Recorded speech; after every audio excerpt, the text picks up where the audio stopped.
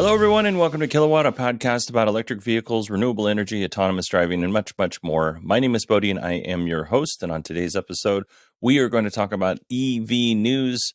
And you might be thinking, well, you kind of always talk about EV news. Well, we're going to talk about EV companies that aren't Tesla news today. Like when I was preparing the show last night, I went through all the EV news and I'm writing up all the notes. And just the EV news section of this podcast is 4 pages long. And typically an entire show, when I write up my notes, is 4 pages long. So I was like, well, let's go ahead and split this into 2 different shows. We'll do EV news today, and then I'll release an episode tomorrow for the Tesla news. So you still get all of your information, but I have heard from many of you, and I agree with this, by the way, that the shows can be too long and unwieldy. So the goal is to create an EV news podcast that you actually want to listen to, and that you don't feel like you have to, dedicate a bunch of time to. It's more like get the news and then, move on with your day, which is how I like to listen to podcasts too. So I completely understand. So without further ado, let's go ahead and get into today's news. Ford is working on a new electric pickup truck. This was the pickup truck they were talking, or the vehicle they were talking about in their Skunk Works. It's looking like it's going to be a mid-size pickup truck, which I love. I don't want a big, giant F-150 or even a Cybertruck in my garage. I would much rather have a mid-size pickup truck that can accommodate, 4 to 5 people. 4-door, mid-size pickup truck, perfect size. Hopefully it doesn't cost as much as a full-size pickup truck. Speaking of full-size pickup trucks and how much they cost, GM has started delivering the GMC Sierra EV pickup truck. This will be the Denali 1 edition. Here are some of the specs on that vehicle. 0 to 60 in 4.5 seconds, 754 horsepower. You have the choice between 170 or 200 kilowatt hour battery, which is estimated. I don't think anybody knows for sure. The GM knows. I don't think anybody outside of GM knows how big the battery pack is for sure yet. 4-wheel steering, so that crab walk steering that some vehicles have. It also comes with adaptive air suspension. Range will max out somewhere around 440 miles or 708 kilometers. And this bad chicken starts at $99,495. So yeah, we want that Ford mid-size pickup truck to cost significantly less than $99,495. However, I really like the way this GMC Sierra pickup truck looks. It's a good looking vehicle. GM has recalled over 20,000 Lyriq EVs because of a possible brake issue. So at speeds less than 25 miles per hour on dry surfaces, the anti-lock brakes become overly sensitive. So the ABS system activates in an instance where it doesn't need to activate. And if you've ever felt when ABS kicks in when you're driving your vehicle, there's this pulsing that happens when it activates on the brake pedal, and that creates a specific sequence of wheel movements, and then the vehicle continues to release braking pressure when this happens, and the brake system can or may no longer work. Now, this problem seems like if it happened to you, it'd be very scary. Kind of goes without saying. But I should say that even though GM is recalling over 20,000 Lyriqs, there's only been 2 minor accidents attributed to this problem. So it's probably not widespread, but it is something that needs to be fixed. GM was able to track the problem down to a software and electronic brake control module issue. The recall affects 2023 and 2024 all-wheel drive Cadillac Lyriq models. The Polestar 4 SUV has arrived in Europe. It's going to come in 2 different variants. It's a 5-seater, 0 to 60 in 3.7 seconds. One battery trim gets you 590 kilometers or 366 miles, and the other one gets you 620 kilometers or 385 miles. So great range on these batteries. 10 to 80% charging within 30 minutes. And I couldn't find a reliable price in euros, but in the US, it starts at $57,800. And sticking with Polestar news, Polestar has started production of the Polestar 3 just outside Charleston, South Carolina, here in the United States. This is great news. Number one, it brings jobs to that area in South Carolina, but also allows Polestar to avoid those high tariffs that the U.S. put in place against Chinese EVs. All right, we have some Lucid motor news, and I'm going to start with playing a clip. Peter Rawlinson was being interviewed on Yahoo Finance. I'm going to play the clip, and then we'll come back and we'll talk about it real quick. Let's stick with the EV space. Talk about Lucid. What do we know there? Yeah, so, You were in Pebble Beach. I was in Pebble Beach. At the, what is it called? The Concours? Is this a Concours? Yes, Big car yes, auction. correct. So I was at Pebble Beach for the Monterey Car Week, and Sunday was the big Concours event, right? They also have a thing called the Concept Lawn, where they show new cars of note that they want to show to the attendees. And Lucid CEO Peter Rawlinson was there with the Gravity, which he tells me it's on track for later this year. It's got a compelling kind of feature set, and it's going to come in at the $80,000 price tag for the tax credit. So I asked him about that car, and I asked him about sales expectations, and could it make up half or double the amount? And he said it could be even more so. Here's what he had to say to me about that. I think more so until midsize comes. Absolutely, we believe that the total addressable market for Gravity is 6 times that of Lucid Air. This is a huge product for us. We're just in the process of completing the build out of our factory in Arizona to a capacity of 90,000 units per annum. We're on track for manufacturing around 9,000 Lucid Airs this year. Gravity's going to come in. And our finances are dominated by scale. It's all scale. And this is a big step in that scale. Clearly, we have the best technology in the world. We've now taken the mantle from Tesla. We have the best tech. And that is being widely recognized now. Right. So you'd say that Lucid has surpassed Tesla in terms of technology. Oh, yes, absolutely. We've taken the mantle, without a doubt. I mean, everyone is striving for how far can you go with how little battery space.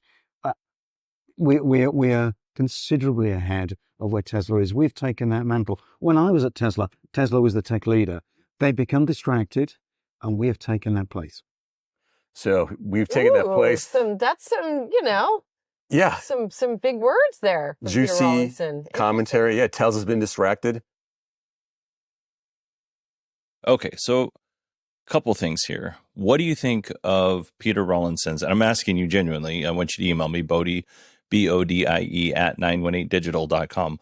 What do you think of Peter Rawlinson's claim that Lucid has taken the mantle in terms of best tech from Tesla? And then what do you think about Peter's claims that they could potentially sell 6 times more Lucid Gravities than they sell Lucid Airs? Right now they're selling 9,000 Lucid Airs, or they're projected to sell 9,000 Lucid Airs in 2024, right around that number. So once they scale up the operations, they're looking at somewhere around, if he's right, 54,000 vehicles just for the Lucid Air Gravity. And just as a point of reference, Tesla sold 68,874 Model X and Model S's in all of 2023. So I would assume that roughly half of that, because they don't break out the numbers beyond, what Model S and Model X sold, I would assume that half of that, maybe a little less than half, is the Model X. So, you're looking, we'll say 30,000, like Tesla sells 30,000 Model X's in a year. And then if you look at Rivian, I think sold somewhere around 23,000, 24,000 R1S's in 2023. So is it possible that Lucid could sell 54,000 Gravities, after they're up and running? Sure. Is it likely? Not at this time, I don't think. It's an $80,000 vehicle. Other vehicles in that price range that are good vehicles, the Model X and the R1S, are not selling that many. But to be fair, the R1S is only sold here in the US. Maybe they're sold in Canada, but they're not sold outside of North America. And the Model X is only sold in left-hand drive countries. They don't sell them in right-hand drive countries. I guess you could import it if you wanted to, but even then, that's not a large number. So I think his numbers are a little bit optimistic. Peter Rawlinson is two things for sure.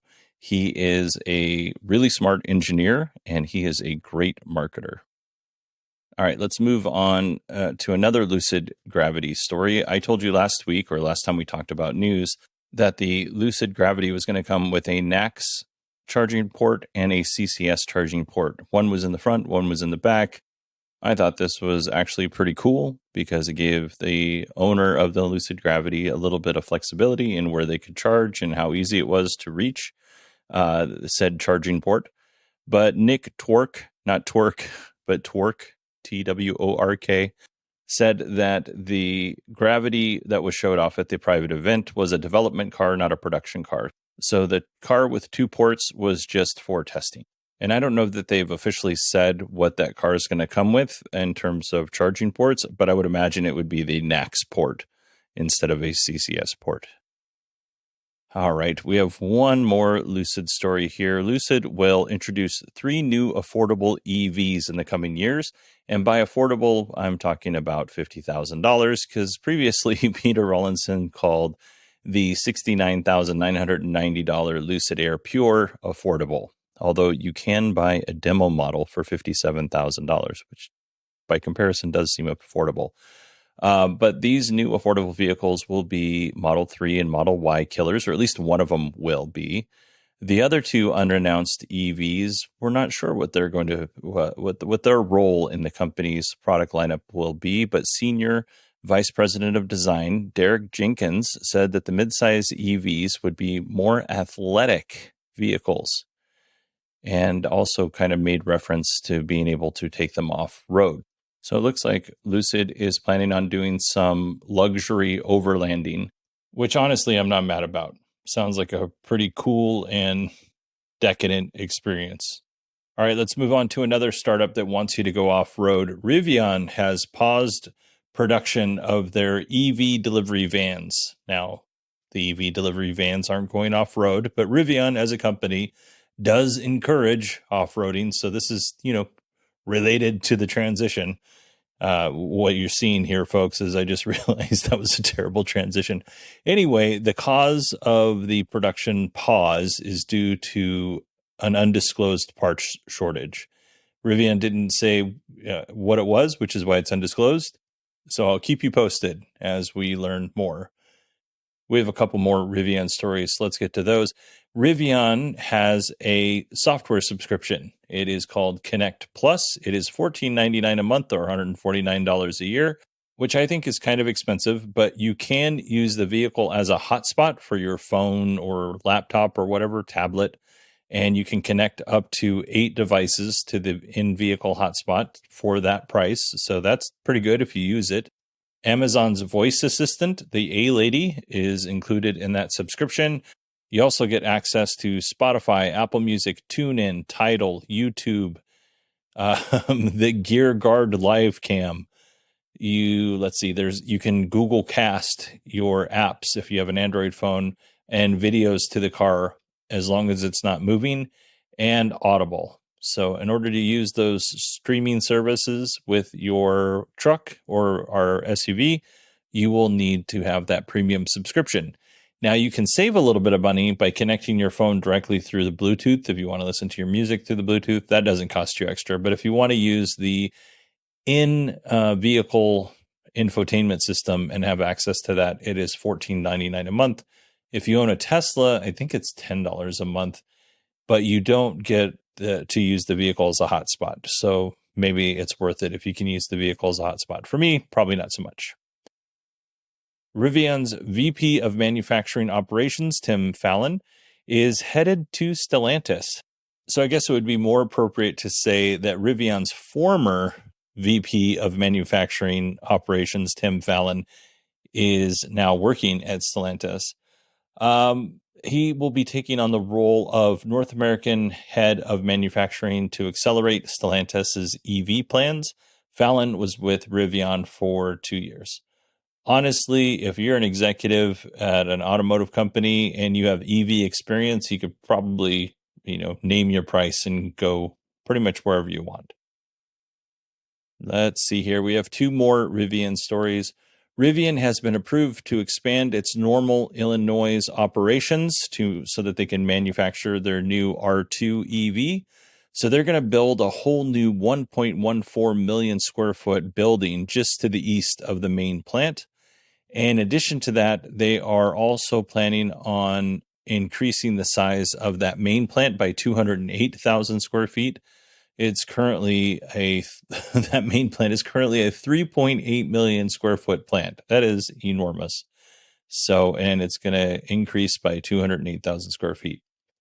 And yeah, I lied. There was only one more Rivian story. The other one was a repeat. So let's move on to NIO. Chinese automaker NIO has a more affordable EV brand called Onvo. The Onvo brand has started production on the L60, which is going to compete directly with Model Y in China. And I would imagine eventually this vehicle will make its way to Europe.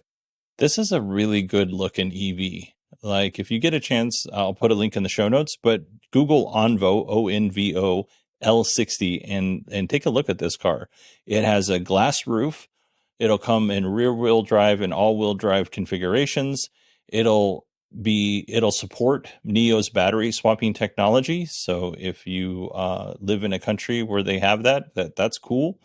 17.2-inch center screen at 345 miles of range. At certain angles, it looks better than a Model Y to me. And then there are other angles where it kind of looks a little silly because it's got the exposed cameras that kind of stick up. But that's not something that's going to keep me away from this vehicle. The best thing is it is $30,800. That's the starting price. Now, this is in China. It'll probably cost more when it eventually comes to Europe. And if it ever comes here to North America, it's probably going to cost a little more than that because we have tariffs. And some parts of Europe, if not all of Europe, has tariffs against some of these Chinese EV makers. So still pretty cheap in terms of an EV with 345 miles of range that can seat 5 people. Like, honestly, folks, this looks like a very impressive vehicle. And if you can get it for $35,000 in the country that you're in, if you're not in China, you're in good shape. This is really nice. The production units will start shipping in September. I think you all know that I think NIO is a pretty interesting company. You know, they've got their issues for sure, but they're doing interesting things in the EV space. And I think this is one of those really interesting things. The other thing is battery swapping. I'm really high on battery swapping. I think battery swapping is a cool technology that we need more of. Oh, and by the way, if you want to lease your battery, the price will actually go down. It'll be below $30,000 if you choose to lease. All right, let's move on to our final story, which is all about the Volkswagen ID Buzz. It's finally made its way to the United States. And for me, when I heard this news, I was like, hooray! And then I came back down to earth a little bit. Before you hooray, I have some things to tell you. Before I get to that, if you would please indulge me in a story. When I was a kid, I loved the VW microbus. Like, to me, it was the coolest vehicle on the road. I had a lot of older, like, uncles that worked on muscle cars, and they had all these really cool, beautiful muscle cars. And those were cool, but for me, the microbus was the coolest. And it was cool for a couple of different reasons. One, when I was born in 1974, and for a good long time after that, seatbelts were not required. You know, they were not even really suggested. So as a kid, you could, take a long trip in that thing, and you could kind of work your way around that microbus and play on the floor, play on the seats, and there was a table in some of them. So there's lots of things that you can do with this vehicle. As a kid. So one, it provided a lot more freedom, and, we didn't have iPads back then. So you had to do something to, entertain yourself. But the other thing was that as I got older, a lot of my friends inherited those vehicles from their parents or from different family members, or they just bought their own. But the point is as I was becoming more independent as a young adult, I did a lot of stupid stuff in these vans that I'm not going to go into here, but a lot of it was really stupid. And I have fond memories of doing stupid things in these vans. And one of the memories I have was my wife and I met in high school. And we met through a friend of ours. And this friend of ours, mutual friend of ours, her dad was rebuilding one of these microbuses. And he had this thing painted candy apple red on the bottom, white on the top, white walls, and put a Porsche engine in it. And her dad was not my wife's dad, but her friend's dad was a mechanic. So he would walk us through like all this cool stuff that he was doing on this bus. And occasionally, you might get to sit in it. I was never able to ride in it, but to me, those moments made me want to, like when I get older and my kids are older and I have time for a project car, this is the kind of thing that I want to work on. I want to build something as cool as what our friend's dad had built. Now that I'm almost 50 in a couple of months here, I've come to the realization that I do not have skills to be a mechanic, and it would be a waste of my money to do that. So I could either buy a VW bus that was already finished, or I could just forget about my dreams. And then Volkswagen announced the ID Buzz, and I was like, that's close enough. It's not quite it. It's not quite what I was looking for when I was 16, 17, 18 years old, but it's close enough. Now let's move away from a time when I was young, hopeful, had a full head of hair, wasn't overweight. The world was my oyster at that time. Now the world is my Werther's original. I'm to that point in my life. But the ID Buzz was a vehicle, or is a vehicle, that I would really like to have in my garage. My wife likes minivans. I was like, well, maybe she might like the ID Buzz.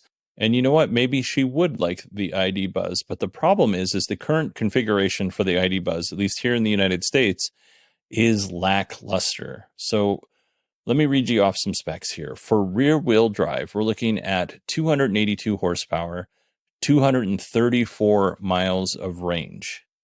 And that's the number that VW is reporting. Real world range might be completely different than that. And it's not going to be better. It's going to be worse. Like if you live in a cold climate or you live in a really hot climate, that's going to be less. You're going to get 80% of that because we don't charge our EVs to 100%. So that's not great. Well, then you might say to yourself, well, what about the all-wheel drive version? Maybe you get a little bit bigger battery. Nope. That gives you 330 horsepower and 231 miles of range. So you lose 3 miles of range to go in with all-wheel drive, but it costs more. And we're going to get to cost here in just a second. The ID Buzz comes with a respectable 91 kilowatt hour battery. But again, we are seeing pretty low numbers in terms of range. I don't know if that's because the ID Buzz is just a really heavy vehicle, or if that's because the efficiencies in the vehicle are terrible. I don't know why we're dealing with such a low range on that vehicle. Let's get to price. So the price starts out at $59,995. And if you go to the higher end trim with the all-wheel drive, it's $67,045, and you only get 231 miles of range for $67,000. That was disappointing to me. It was disappointing to a lot of other people as well. So my question to you is, are you interested in the ID Buzz at this price with those specs? Send me an email and let me know. Bodie, BODIE at 918digital.com. And if you want to include any cool stories that you have about the Volkswagen microbus, go ahead and include those as well. I'd really appreciate reading them. Oh, and one more thing. Rob and I, our podcast Beyond the Post, took over the DTNS feed yesterday on Thursday, and we're getting a lot of really good feedback, but I would really love it if you have a chance to go and listen to it. I'll put a link in the show notes to that direct episode. Please do. We'd really appreciate the feedback. And if you want to pass that along to Tom and the folks at the DTNS crew, that would be nice too. I know some of you, I was looking at some of the comments. I know some of you have already done that. Steven's done that. Thank you very much for doing that. All right, everybody, that is it for me this week. I hope you all had a wonderful week. I hope you have a wonderful weekend, and I will talk to you on Tuesday.